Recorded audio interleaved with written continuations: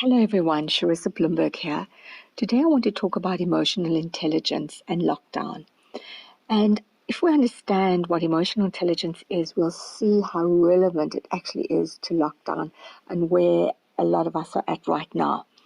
Emotional intelligence basically just means how we manage our own and other people's emotions.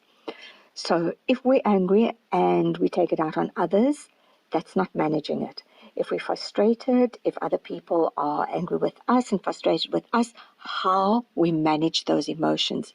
And if you can imagine, while we're all under lockdown and feeling so frustrated because our family members and our people may be getting on our nerves, or we are alone and isolated, everything has to do with how we are managing these emotions.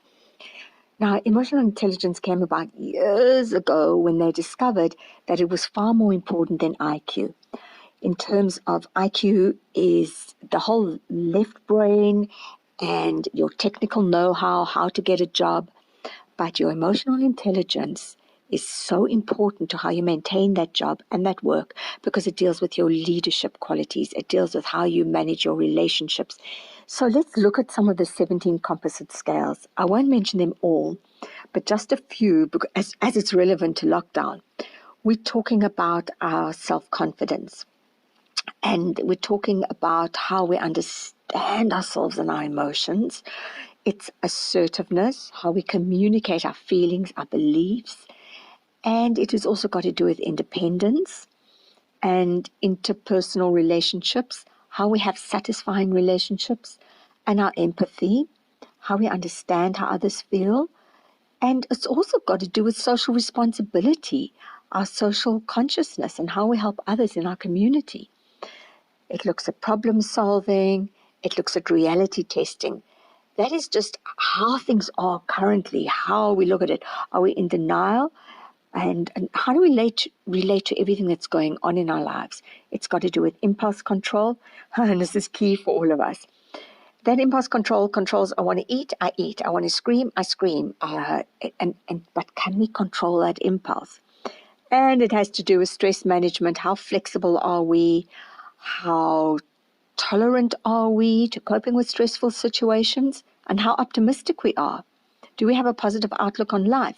And if we look at these scales, we can see how it directly relates to emotional intelligence. So I just want to briefly say, please, all of us, this is such trying times. We've never been like this globally in such a situation. We have to be locked in. We have to recreate our future. We have to find new ways to do business.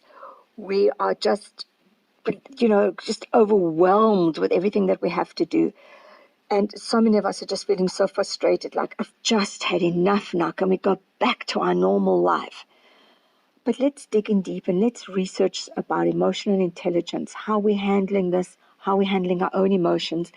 And if we have a good EQ, it's called, if we have a high EQ, we will be resilient, we will be able to bounce back, we will be able to recreate our future, we'll be able to find ways how we can sustain ourselves, put food on the table. But we can't do that if we're busy with frustration and emotion and frozenness and anger.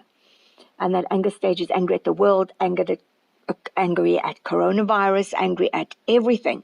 We're going to have to step back, breathe, because we are all, as we keep saying, we're never going to be the same again. So let's use our EQ, let's use our emotional intelligence, let's dig so deep where we've never dug before, and let's come out of this okay. Let's look at our frustrations levels, let's look at our problem solving, let's look at our tolerance, and let's come out of this better people, because we have no choice. I wish you everyone, each and everyone listening, all the best. Raise your EQ level, raise your integrity meter, and let's dig in deep. Trust me, I'm trying as well. All the best. God bless, and goodbye, and be safe. Stay home.